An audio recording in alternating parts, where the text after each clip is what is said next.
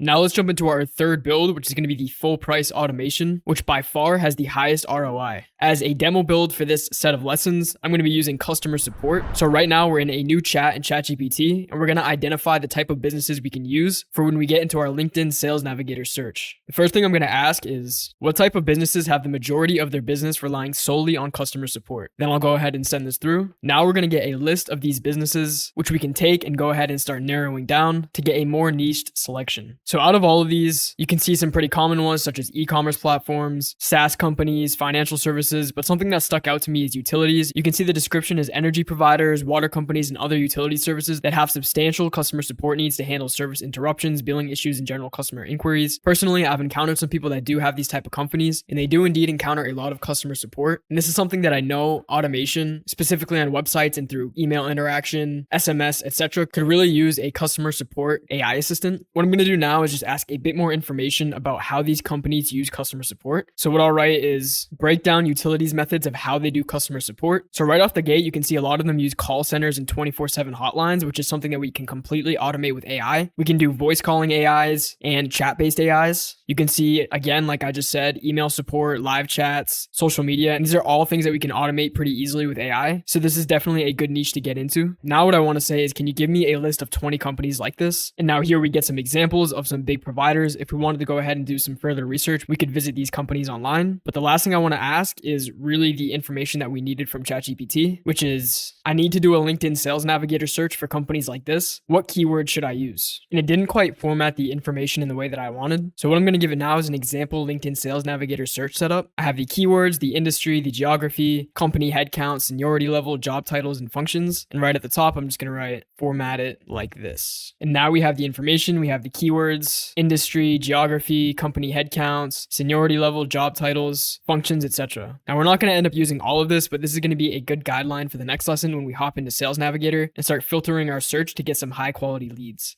Now let's jump into LinkedIn Sales Navigator. So in Google, just type in LinkedIn Sales Navigator. Then you can go ahead and click this top link. Then what you want to do is hit start your free trial. Now you can use a free trial on this, so you don't have to pay. If you really wanted to, you could create a free trial, go back and create another free trial with a new account. So what you want to do is go ahead and hit try now for AED0. If you don't have a LinkedIn account, you're going to have to create one and sign in. And from here, you can just put in all of your card information and then hit start your free trial. Once you're signed in, it's going to look something like this. And this is where we're going to perform our search. So the first thing we want to do is put in our keywords. Let's go back into our chat in ChatGPT and let's grab some of these keywords. Now, I don't want to grab all of these because we're going to have to end up narrowing down our search anyway. So I'm just going to grab utilities or energy or electric power. And then I'll just copy this, bring it into Sales Navigator and paste it. From here, we can just hit enter. Now we have a big list of people that are associated with these keywords. Now let's go ahead and add in our industries. So we'll scroll down to industry, click the plus button. And in ChatGPT, it told us utilities, oil and energy, and environmental services. So we'll go ahead and include utilities. Second one was oil and energy. And since that's not showing up, let's just go ahead and select oil and gas. And the last one was environmental services. So let's go ahead and include that as well. Now let's go ahead and add geography. I'm going to select United States since that has a lot of high paying prospects typically. And you can see right now we have 1 million plus results. We want to get it down to around 2,500 prospects because anything more than that is going to flag our account for too many requests. So now let's go and add in some job titles. Now this one's important because we can target the decision makers at certain companies. We really don't want to deal with the back and forth of people that are lower down on the chain that can't really make the decisions for themselves anyway, arguing with them about budget and other things, when we could just go directly to the decision makers who can give us a yes or no answer right there on the spot if they wanted to. So let's start adding some of these in. I'm going to write in founder, co-founder, associate founder, partner, managing partner, owner, co-owner, principal owner. Let's get the marketing director. Let's find senior director of marketing, managing director. Let's find the director of operations. Let's also add small business owner. And you can see now our search has greatly reduced. Now let's go ahead and add in our function. So in ChatGPT, it told us some functions are customer support, customer service, operations, technical support, and field services. So let's try to find these. Let me just look up field services. Didn't show up. Let's write customer success and support. Let's try technical support. Doesn't show up. What about operations? Okay, that shows up, so let's add that. And now we're getting much closer. We are down to 4,500 plus results. Now, another thing we can do to greatly increase the chance that someone's going to respond to our email is go down to see all filters. And actually it shows up right here. We want to select posted on LinkedIn. This is going to only select people that have posted on LinkedIn, which will greatly increase the response rate. And while this posted on LinkedIn filter will give us a much higher response rate, it's cut down our prospect list too much. We're only at 281. So I'm just going to go ahead and remove this. This is rare. Typically, you will find a niche that you'll have many prospects, even with the posted on LinkedIn turned on. So now that we're back to 4,500 results, we'll start manipulating the company headcount to get it down to 2,500. So let's grab self-employed.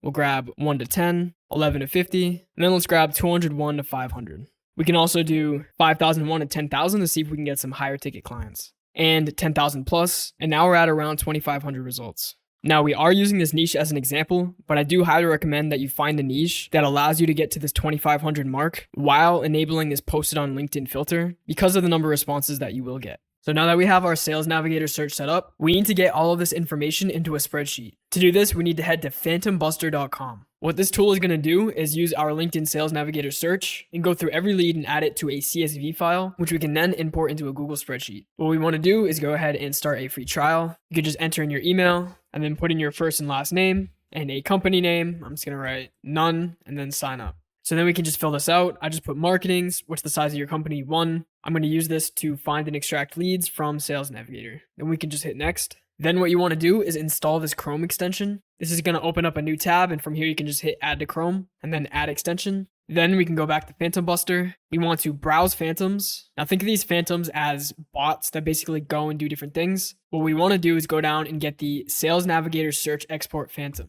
Then head back to your LinkedIn Sales Navigator search, copy the link at the top, go back into PhantomBuster, and then paste it here. Then we can save this. Now we need to connect to Sales Navigator. Now, if you haven't connected before, this is going to be blank. But once you have the Chrome extension installed, you just want to click this button here that says connect to LinkedIn. Then you can save this. Then we're going to leave all of these settings at default. For the results file settings, just give it a name that you want. I'm going to call this one Utilities and Gas Scrape 1, and then save this. And for now, we want to leave this at launch manually, and then we could go ahead and save this as well. Now, how the free trial works is processing time. For these 2,500 leads, it's going to take you around 30 to 40 minutes. So you can get 2 to 3 uses out of this with a free trial. Now that everything's set up, you just want to go ahead and launch this. Now this is going to go profile by profile in the Sales Navigator search and start extracting the lead information. All right, so once the Phantom is done running, you're going to see successful authentication, and then you'll have 2,500 profiles found. Now, I ran this more than once today, so I had too many requests on my LinkedIn, so I'm probably not going to be able to run this again until tomorrow. This is why you can only do around 2,500 per day per account. Once that's done, you're going to have all of your results down here. You can scroll through the pages and you can see all of your leads. Now, what you want to do is just download these results. Now, I was able to download all of these because I have a subscription, but if you don't, you can only download 10, and so you won't be able to download this into a spreadsheet. Now, in a new Google Sheets, what you want to do is go to File,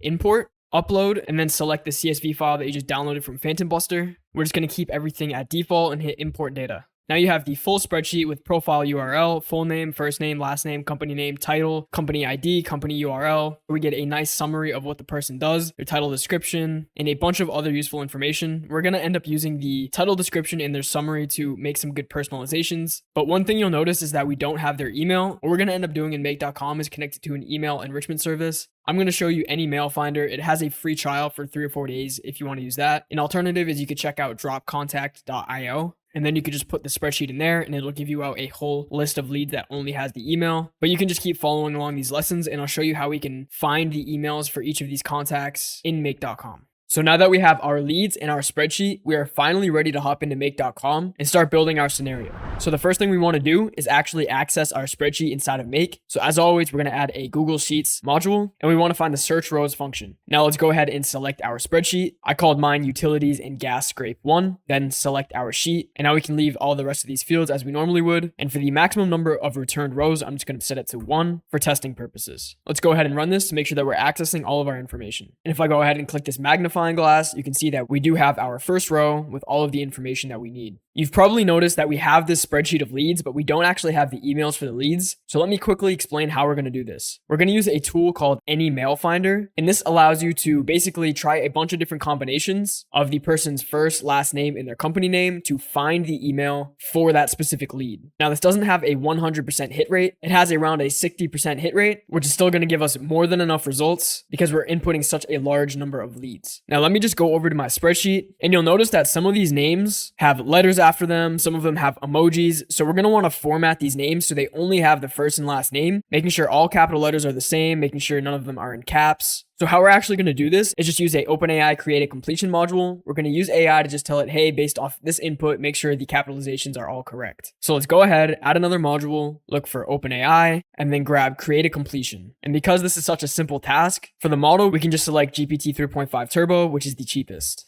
For the max tokens, I'm going to set this to 128. And now we can go ahead and add our training. So what we want to do is add a message. The first one's going to be the system prompt. And for the message content, I'm going to write, you are an expert, intelligent writing assistant. Now we can go ahead and add our message. For the role, we're going to select user. Now what we want to do is just tell the AI what it's supposed to be doing. So I wrote properly format the name, remove emojis if present, and fix capitalization, only output the name. And again, the reason that we're doing this is because when any mail finder is trying to find the emails, it uses the input name as a criteria, and we don't want any extra unwanted elements that's going to prevent any mail finder from getting us an email. Now let's go ahead and add another message and start giving it some examples. So let's select user, and for the message content, let's grab a name from our spreadsheet that isn't correctly formatted, such as this one here. So I'm just going to go ahead and copy this, bring it back into make.com and paste it. And then we'll go ahead and add another message, make this role the assistant, and format this how we'd like. So it's just going to be just like this. Now let's do this a couple more times. Add message, user, let's grab a name from the spreadsheet. We can do this one here since it has some letters after the name. Paste it in, add another message, role, assistant, message content. So it'll just be Kyle Fortney. And let's just go ahead and do this 2 more times so we give the AI enough examples. Add message, role, user. Let's find another name that isn't correctly formatted, such as this one. Let's go ahead and copy it, bring it back, paste it, assistant. Let's do this again. Right here is a good example. Go ahead and copy this, bring it back.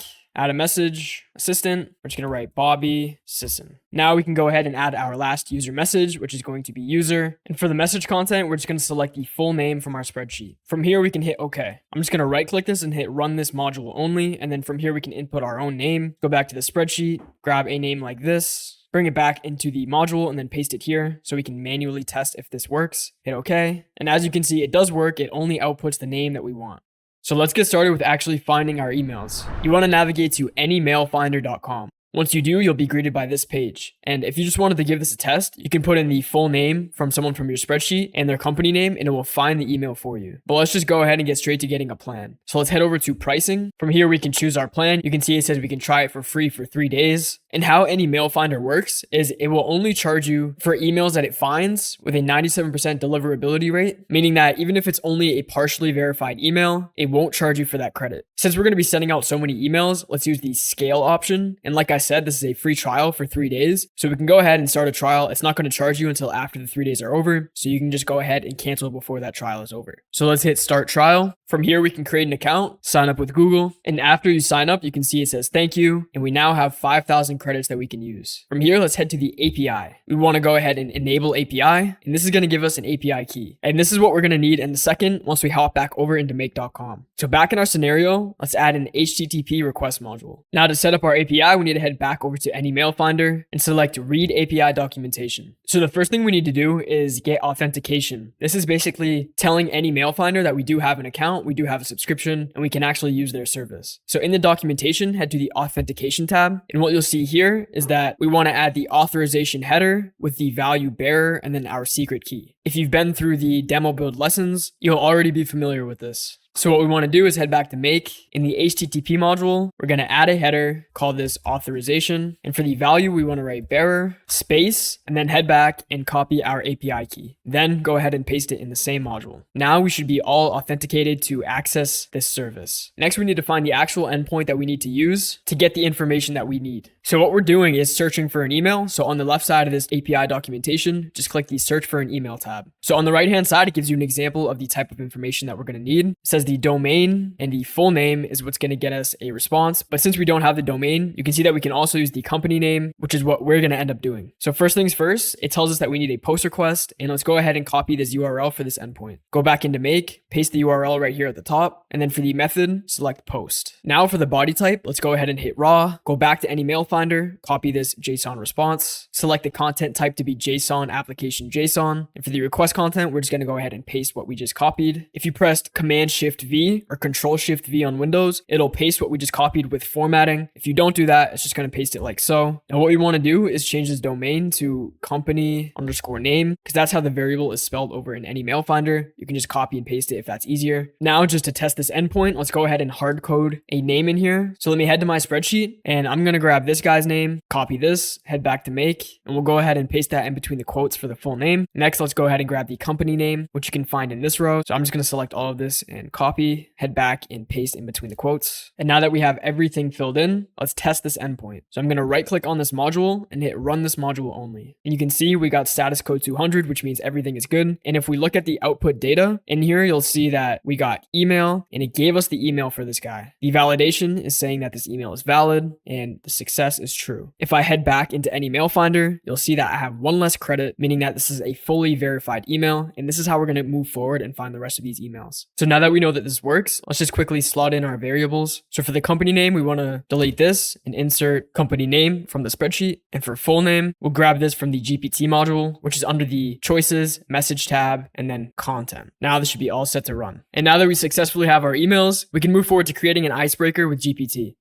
So now let's get into creating our personalizations for the icebreaker. But before we do that, something that I want you to notice is that in the spreadsheets, we get a lot of multi-line text, which can cause some issues down the line when we're making a request to Instantly. So what we're going to do is just quickly format that before we put this into ChatGPT. It's also going to help us save on some tokens as well. So let's go ahead and add a module. Let's look for tools and then set multiple variables. From here, we just want to add a bunch and we're going to end up filling these in with the information that we need to pass over to Instantly. So the first one will be full name. For the variable, we'll get full name from the spreadsheet. Next, we'll get company name, which is here. Then we'll get the title. So now we need to actually start doing some formatting to our text. Now we need the summary. And what we want to do is use the replace function. So go ahead and click this replace in the text and binary functions tab. And for the first field, we're going to type in the title description. Then for the second field, what we want to do is replace new lines with spaces. And also as a good practice, we want to replace the double quotes with a single quote, just because this can cause some issues with JSON requests down the line. So we're just going to add another replace function. Then we add a double quote and then a single quote. And this should actually be the summary. So let's just quickly copy this, paste it down here for the variable value. Then from here, we can add the title description and then just remove this title description up here and then replace it with the summary. From here, we can just hit OK. Now let's add our OpenAI module to start creating the icebreaker. So we'll click OpenAI and then create a completion. Now what I'm going to do is select GPT-4o system. Then from here, let's add our system message. For the message content, we'll write, "You are an expert, intelligent writing assistant." Now let's add another message. We'll add our user message. And for the instructions, we'll write a personalized icebreaker to be used in a cold email. Use the provided LinkedIn profile as information. Be succinct, casual, informal, and use a Spartan tone of voice. Respond in JSON only. End with some variation of figured I'd reach out. Relate personalization back to user to simulate some type of shared interest. Now let's add another user message. And this is where we're going to start simulating the type of data that we're going to put over. We actually want to send all of our information to ChatGPT in JSON format. So I'm just going to quickly write this out and then we'll have the JSON formatter fix it for us. So we need full name, company name, title, summary,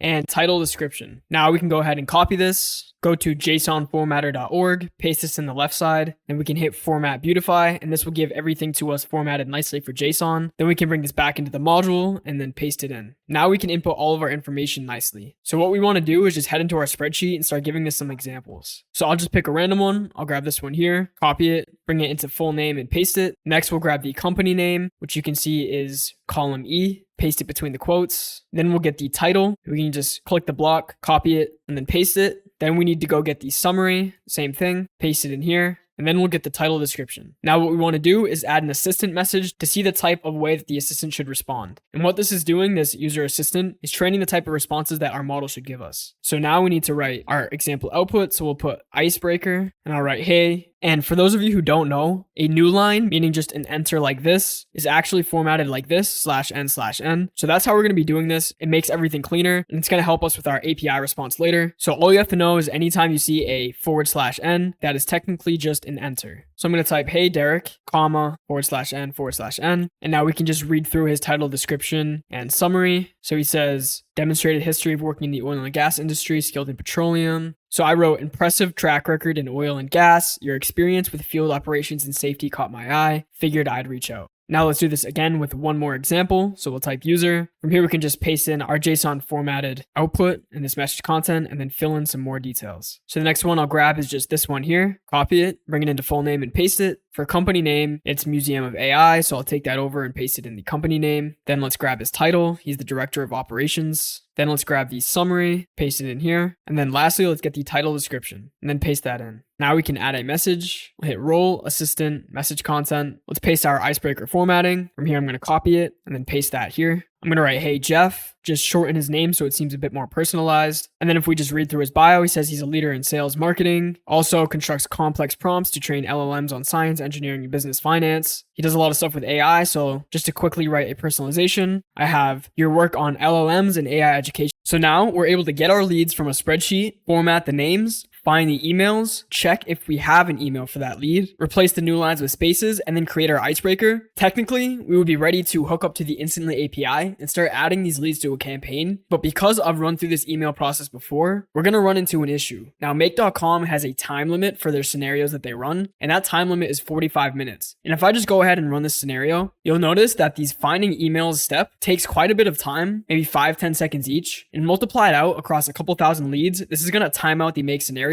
and we won't be able to fully process the entire set of leads. So what we need to do is we need to find these emails, and then we need to send this to a second make scenario that can then be triggered, which its sole job is simply to add the leads to an Instantly campaign. So now we just have to quickly do some reformatting and set that up. Now the first thing I'm going to do is just right click on this connection and unlink it. Same thing for the connection here. And I actually want to add this in between format full name and find emails. That's because I'm also going to remove this filter. So if I click this filter, we can just go ahead and delete this. Now, how we're going to send this to a new make scenario is with what's called a callback URL. And this is essentially a webhook, which we can use to send our data to a second scenario. So what I'm going to do is just click this module, copy it. And then here I am in a brand new scenario. So I'm going to paste it. And you can see our module pastes exactly from what we had before. Then I'm just going to unlink this. Then from here, we need to go revisit the Any Mail Finder API documentation. You can see on the left-hand side, we have a webhooks section. So if I just click this and then scroll down, you can see we have webhook callback. And this accepts X webhook URL as a header, and then the URL to the webhook that we're actually going to set up. So let's just quickly copy this and then head back to make. And what we need to add on this trigger is a webhooks custom webhook. Now we're going to add our own webhook, and I'm going to name this accept leads and emails from first scenario. And I'm not going to input any IP restrictions. Then from here, I'll just hit save. Now you can see now this is listening for the data and will determine the data structure from the incoming data automatically. So what we want to do is head back to our other scenario. We want to add a header here, paste that for the name. And then for the value, we want to get our webhook URL. So let's hop into the new scenario and then copy this address to clipboard. This is the URL for the webhook. And then paste this in the value. Then, since this is waiting for data to accept it, we can go ahead and then run a little test on this scenario. And this finished. If we go to the second scenario, you can see it says successfully determined, meaning it's found the data structure that we just sent to it. We can hit OK. And now that it knows the data structure, we can go ahead and run this scenario, go back, and then run this first scenario again. And now if I check out the data from the custom webhook we just set up, you can see that in the results, we have our email, it's valid, and the success is true. And now that we are correctly receiving the data on this end, we also need another way to transfer the rest of the variables that we need for Instantly. So what we need to do is add some more of the variables to this payload. So let's just go in with our JSON and add a comma here and start adding in the other variables that we need. We'll write title, and then in close, we can click the variable from our replace new lines module, add a comma, enter. We need summary, title description, company location, and person location. From here, we can hit OK. Now we can go back in the webhook and hit redetermine data structure, run this scenario, and then go back to our first one and then run this. And now if we check our webhook and we check the input bundle, you can see we have our company name, our full name, our title, our summary, and everything else that we need. From here, we can go ahead and connect this to our Icebreaker module, re-add our filter,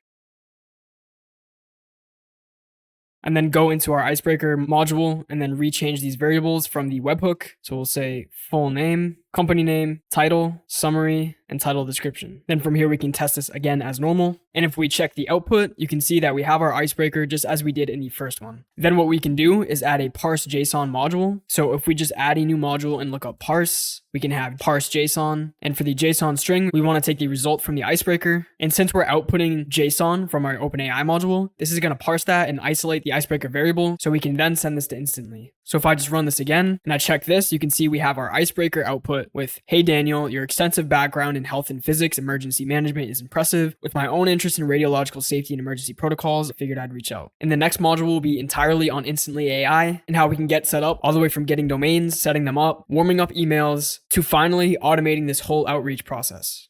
Email warming is essential for preparing your email accounts to ensure high deliverability and avoid spam filters. This process is vital for effective email marketing and outreach. And why we're doing this is because email providers have mechanisms to combat spam, which can classify new or inactive email accounts as low trust or low quality. Warming up emails helps build a trust score for your email account, ensuring your emails land in the recipient's inbox instead of spam or promotion folders. To begin warming your emails, we're going to create multiple email accounts and use platforms like Instantly to automate the warming process by sending and receiving emails within a peer-to-peer network, meaning this platform is going to send emails to themselves. This automation helps build a trust score through seemingly genuine email interactions. Now, the email warming process typically takes about 2 weeks. Each warm email account has a sending limit, typically around 50 emails per day. Now, to increase our outreach volume, we're going to use multiple accounts and set these up for as many as you want to send as emails a day. For the build that we're doing, this is going to end up being around 1,000 emails per day. This is going to involve purchasing multiple domains, with each domain supporting up to 3 email accounts. Now, we're going to use Instantly's Done For You service, which automatically sets up our emails with all of our necessary records for us, because this can be a long-winded process and can be easy to mess up. Now, this does add an additional cost for $5 per email, but it is well worth it because in 24 to 72 hours, we can have all of our emails set up with the correct records, ensuring that our emails don't land in spam.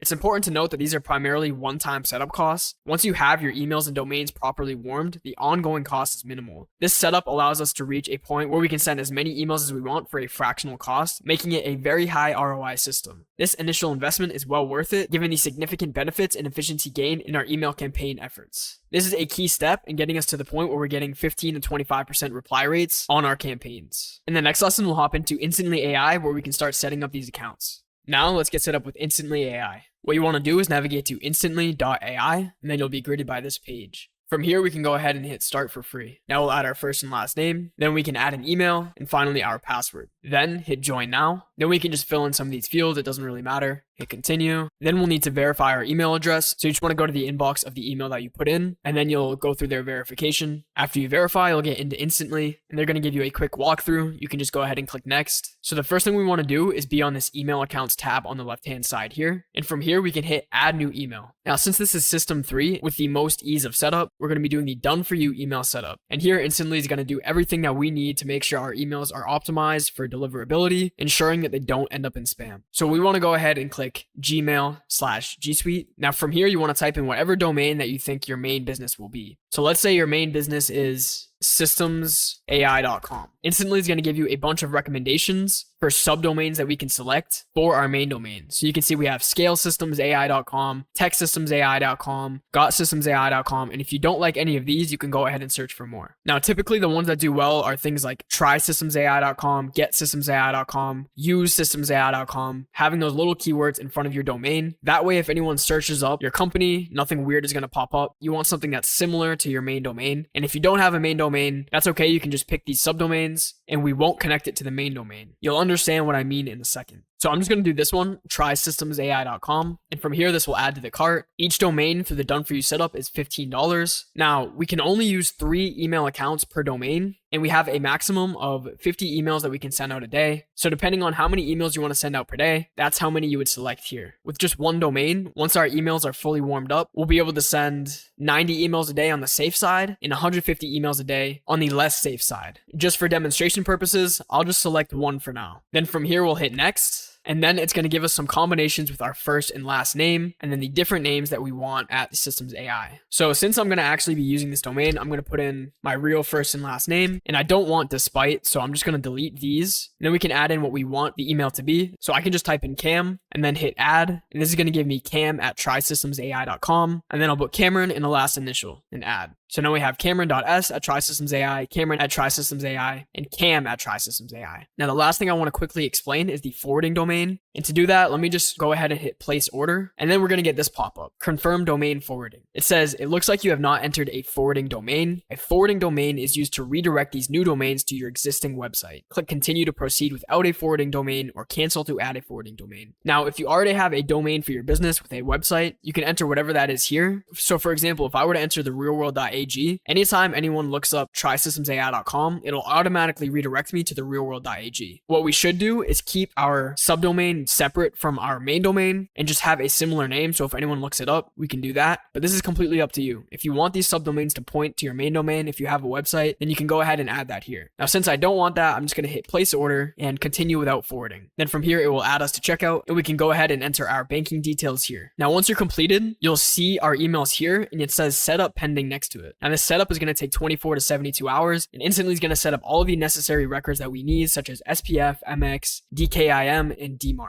Now, if I were to click test domain setup, you can see it says one domain's failed DNS check, and that's these ones because the setup is still pending. It says MX not found, SPF not found, DKIM not found, DMARC not found. Now, the next thing I want to show you is our health score. This shows us the health of our email accounts, which basically means whether or not these emails are going to end up in spam, if they have high deliverability, and we generally want to keep this number pretty high, and that's why we're going to take all the steps that we're doing to ensure that all of our emails end up in the person's inbox. Now, because these are still setting up, I'm just going to show you what we can do next with some domains that I already have. What we want to do is just click one of the emails, and from here you'll see a dashboard of the stats for the week. So this week on this account, I've had 15 warm-up emails received, 18 warm-up emails sent, and 0 saved from spam. The reason it's 0 saved from spam is because we're just warming up so far and none are actually getting sent to spam. And then if you go over the bar graph, you'll see how many landed in spam and how many were sent for each day. We want to make sure warm-up is enabled on the right, and then we want to go to settings. Now we're going to scroll through all of this. For the daily campaign limit, we want to set this to 0 to make sure none of these get actually added to a campaign and sent out. Then for the warm-up settings basics, for increase per day, it's suggested as 1, but I put this up to 3. And for the daily warm-up limit, I set this to 50. You want to make sure you do not click this box and leave the reply rate at 30%. Now the next thing, if you have the hypergrowth plan for Instantly, which you'll need to make sure that we can send out 1,000 emails in a day, you can hit show advanced settings and you'll have the ability to mess with these options. What I like to do is enable read emulation and warm custom tracking domain. And then under you can see a description of what these do. Read emulation spends time and scrolls through our warm up emails to emulate human-like reading. And warm custom tracking domain includes our custom tracking domain in our warm up emails to further improve deliverability. Now what a custom tracking domain is a unique domain or subdomain that's used to track email open rates and link clicks. You don't really have to worry too much about what this is. What we do want to enable this. So with Instantly, this is all set up. What we want to do is just click this custom tracking domain box here. And then you can see we can enter in inst.yourdomain.com. So for the email that I just set up, it would be inst.trysystemsai.com. And then you would hit check status and it would make sure it's all set up. But I'm just going to type in the one that I'm using for this email. So I'm just going to type this in here and then I'll hit check status. And you can see it says CNAME verified, new SSL added, and now the SSL is active. From here, we just want to hit save at the bottom. And now our custom tracking domain is set up for this email. You want to go ahead and make sure all of these settings are set for each of the email accounts that you set up. Now, moving forward, what you want to do is make sure that these emails warm up for about 2 weeks. You could go even longer, up to 3 weeks if you have the time to wait and you want to increase the deliverability, but at least 2 weeks. What we're going to end up doing is once we get to our warm up period, we're going to end up sending 30 emails a day per account, which is going to be the cold outreach, and then 20 emails a day that are still warm up to make sure these accounts are nice and healthy and that they have a very high longevity and they don't get blacklisted or anything else. Now, once this setup pending is all done, you'll get an email saying that it's finished. And when you click this test domain setup, you're going to get a green check pop up at the top and say all of your records were found and set up successfully.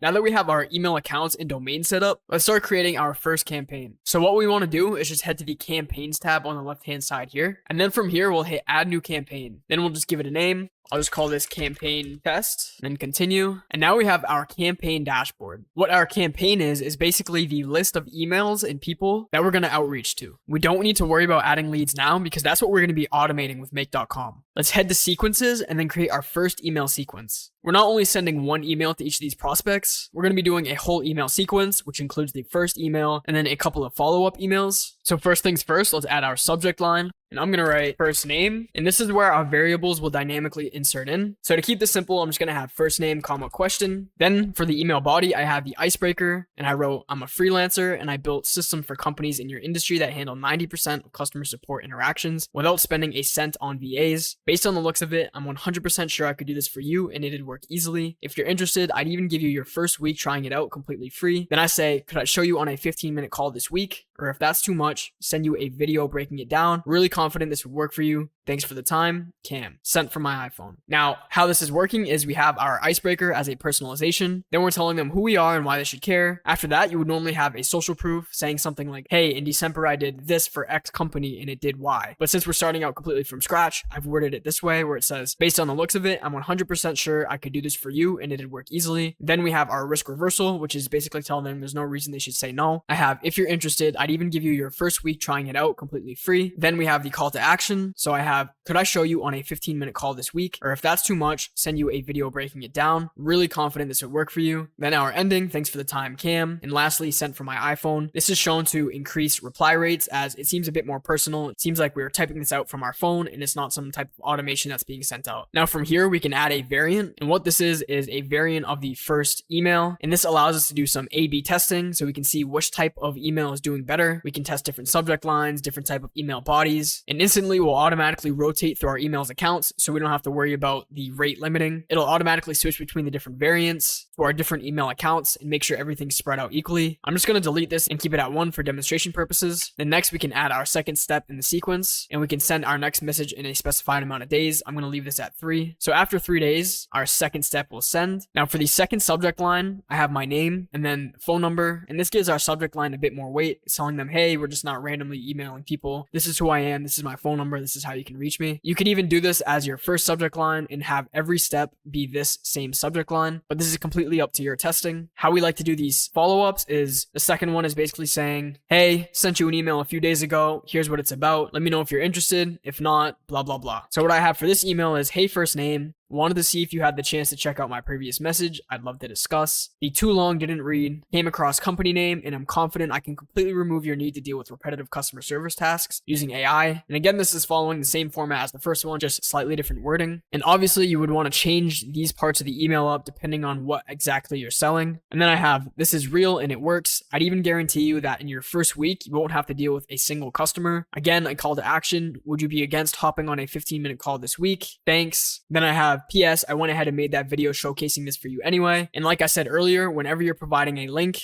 you want to make sure it's hyperlinked. And this is where you would do so. You just want to highlight whatever text that you want to hyperlink. This could even be a thumbnail. And then you come down to this insert link button. And then you put the link to your video. Now what this video is either a screen recording explaining your system and how it works and what it can do for them, or a VSL if you've been in the content creation campus. And you want to make sure that video is a youtube.com link, as this adds a lot of trustworthiness to your link and potential prospects are much more likely to click it. Now we'll add our last step. For the subject, I have first name, my last hurrah. Then for the email body, I say, hi first name, thought I'd hit you one last time before moving out of your inbox. Still think I can get rid of the need for you to spend time and energy on customer service, but we'll assume that automating your customer service isn't on the agenda for you in 2024. If you think there's room to discuss, just shout me and we can jump on a call to break it down. Take care, and then my name. Now, this is basically a nice way of saying we're going to stop emailing them. We say, thought I'd hit you one last time before moving out of your inbox, which can add a bit of humor. Then we repeat the offer with their pain point. Still think I can get rid of the need for you to spend time and energy on customer service. Remember that we chose leads that have to spend a large portion of their time and energy on customer service in the utilities and gas industry. And then the rest of the email is self-explanatory. Then we'll set the time interval. I'm going to say that send the next message in 5 days. From here, we can hit save on these steps. Now let's check out the schedule tab. This is where we can schedule when our emails are actually going to get sent. So you can set the time zone that these are going to be sent, the exact times that you want them to be sent, and then what days. I'm going to leave this on Monday to Friday for business days. Now we can dive into the options. The first thing is the accounts to use. This is where we can select the specific accounts that we want to send these emails from. So for instance, if you only wanted to send these emails as a test from one of your domains, you could select that here. We want to keep stop sending emails on reply enabled exactly how it is here. This makes sure that if anyone replies to one of our emails, we remove them from from the sequence so we don't go ahead and send them follow-up emails. This allows us to send the follow-up emails ourselves, which obviously take more care and adaptability to what they've actually sent us. Then for open tracking, I'm going to go ahead and disable this. Here's why. Open rates are not the best things to look at nowadays because some email providers have it so that the email opens tracking before a prospect gets to it. So it says that it gets read even though it wasn't. And other email providers have it so the tracking is blocked, so it won't even let you know if the email is opened. And what happens when you do open rate tracking is that there's a little 1x1 pixel in the email, and when they click that email, it will load a picture and send a notification that the email has been opened. And adding any sort of links, pictures, or GIFs will hurt the email's deliverability. So this is why I'm not going to enable open rates. If you want to, you can, as when you're starting out, this can be a good metric for you, but as I just said, it hurts the deliverability of the email. Now, another thing I want to note is you do not want to include any Calendly links. This is a bad idea. If you want someone to hop on a call, you just ask them if they have time this week at a specific time. Now, if we want the deliverability of our emails to be even more optimized, we can go ahead and send emails as text only, no HTML. But since we have a video, I'm just going to disable this. And then here we can set our daily limit. Now, this is how many emails you want to send in a day. And this doesn't really matter because when we go back to our email accounts, we can set the limit that we can send for each email. So as long as you have only one campaign that you're sending emails from a day, this can be a high number as the emails themselves will have a campaign limit on them. But let's say you're sending 2 campaigns in a day, then you would want to take the total amount of emails that you want to send in a day and divide that by 2. That way, the emails would be spread out evenly across your email accounts per campaign. Then we could go ahead and hit show advanced options. Here we can set the time gap between emails. I'm going to set 7, and then the random additional time is how much time it's going to wait after the 7 minutes. So it could wait 1 minute, it could wait 3 minutes, it could wait 5 minutes. It's random. And of course, we want these email sending patterns to be random, so we're not flagged for any type of automation. And then we have auto optimize AZ testing. Now, I'm going to leave this disabled, but what this does is it will automatically switch between the variants in the steps of your email sequence. And so it will say, hey, variant 1 is doing better on these emails, so let's go ahead and just remove variant 2 and send the rest from variant 1. The reason I'm going to leave this disabled is because we want the full picture at the end once it's sent emails for each variant of which one performs better. Then we can enable provider matching. So let's say you have not only Google accounts, you also have Outlook. This will make sure that it optimizes these networks. So if you're outreaching to someone that has an Outlook email, then you send from an Outlook email, and same thing for Google, etc.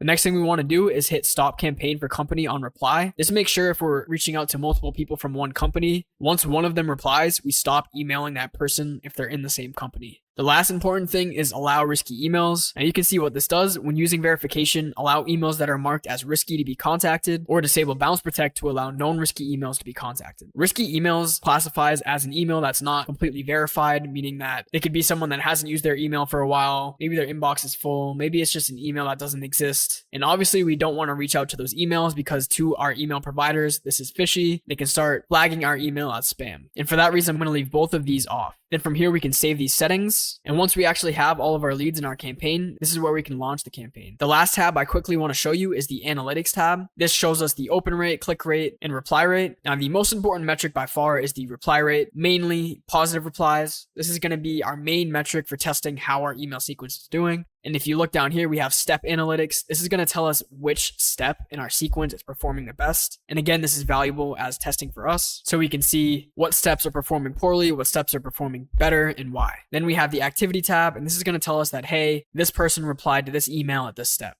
Now that we've set up our campaign, we can hop back into make.com and finish up our automation to automatically send all of our personalized email and leads to our new Instantly campaign. So the first thing we want to do is add a HTTP make a request module. Now, before we start adding things, we need to actually go and check out the Instantly API documentation. So to get there, you just go to developer.instantly.ai. Now, I just want a quick note. This is where you need to get the hypergrowth plan with Instantly AI so we can actually use our API key. So what we want to do is find how we actually make a request to add a lead to a campaign. So on the left-hand side, if we go to the campaign tab, you can see the first option that's there is add leads to a campaign. As always, let's copy our request URL, head back into our HTTP module, paste it, and in the documentation, it says that we need to do a post request. Now let's go ahead and copy our request body. Now in this example, it's adding 2 leads. So what we want to actually do is copy the whole thing and then paste it into jsonformatter.org. And then we want to remove the second request before this comma. So that'll be everything but the last 2 brackets. Now we can go ahead and format this, and then this is our request. Because we're iterating and we're adding one lead at a time, we only need to add one lead in this HTTP request module. So back in make.com, for the body type, go to raw, the content type, go to application JSON, and for the request content, paste what we just copied from the JSON formatter. From here, we want to click parse response, and then we can quickly save the changes in this module by hitting OK. Next, we need to find our API key. So if we head back to the Instantly API documentation, at the top, it says to find our API key. We can click this URL here, and then it's going to load up a bunch of different integrations that we can use. But what we want is the Instantly API key. So I'm just going to go ahead and click copy API key, head back into make.com, and then in between the quotes next to API key, paste our API key. Next, we need our campaign ID. So let me just quickly delete all these zeros. We'll head into Instantly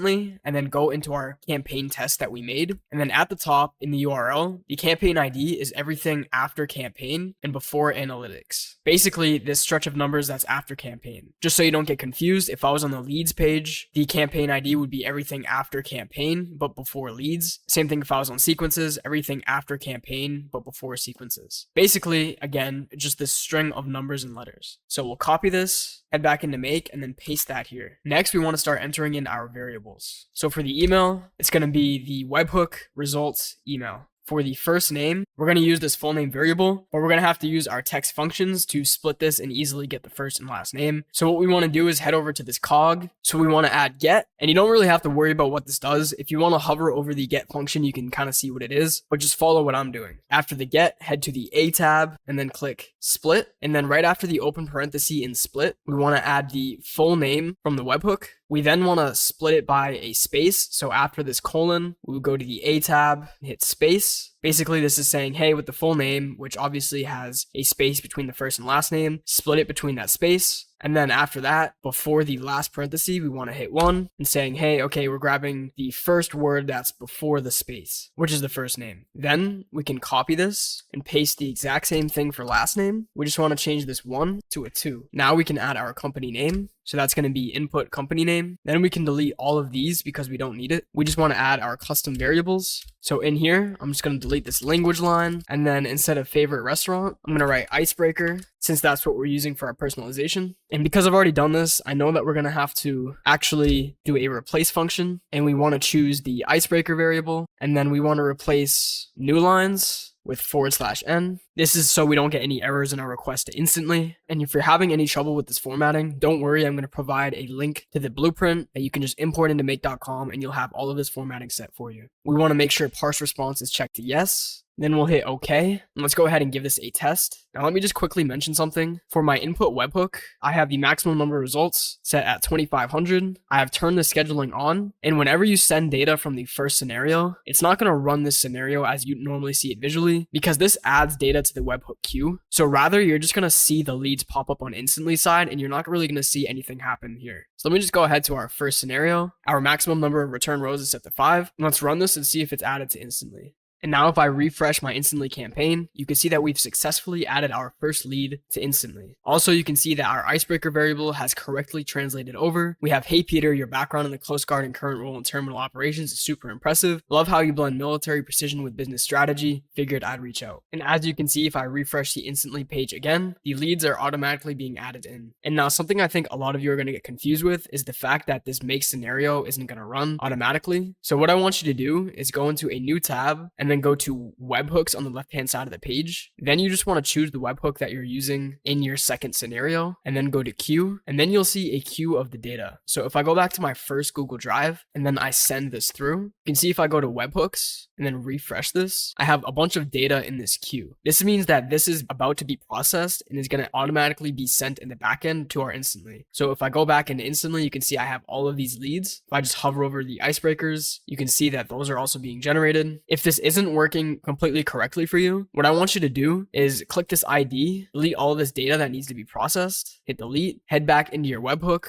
turn the scheduling off. After you do that, then I want you to run this, send data from your first scenario. After you do that, I want you to turn the scheduling on. From here, you'll get a pop-up at the top. And what you want to do is hit process old data. Now this will automatically start going through everything that's in your webhook queue and adding it to Instantly. And then from here, whenever you send data from your first scenario, it'll automatically go through this process, get into your webhook queue, and then get back into Instantly. Now, another thing I want to mention is that if you already added a lead to Instantly, it won't add twice, which is a good thing. That's why you're not seeing me get a bunch of repeated leads. But if I change the rows in my spreadsheet to, let's say, 15, and then I run this, you'll see that I now have a bunch of data in my webhook queue, and this is slowly going to be processed. Now I have 13 leads, whereas before I only had 9 leads. So this is only processing the ones that we don't already have in queue. And now if I head back to sequences, we can preview what this would look like in the lead that's in the top of our list. So in my first step, I can hit this preview button, and you can see what the full email is going to look like when we send it. It says, "Hey John, saw you're a people person and love kicking off projects with new clients. Figured I'd reach out." And then from here, the rest of the email carries out as normal. If we wanted to check the other ones, you hit preview. Again, it says, "Hey John," and then for the second time, it says, "Came across Oil, the Woodlands Group LLC, and I'm confident I can completely remove your need to deal with repetitive customer service tasks." This is how AI is able to dynamically insert these icebreakers into the email. And now once you have your leads in your spreadsheet, our last step is to head to options and then launch our campaign. Once you hit the publish button, everything is going to start sending. Now I'm just going to wait until all of my leads are actually added to this campaign. And you'll also have to do one more thing. You want to go to your email accounts, set the daily campaign limit to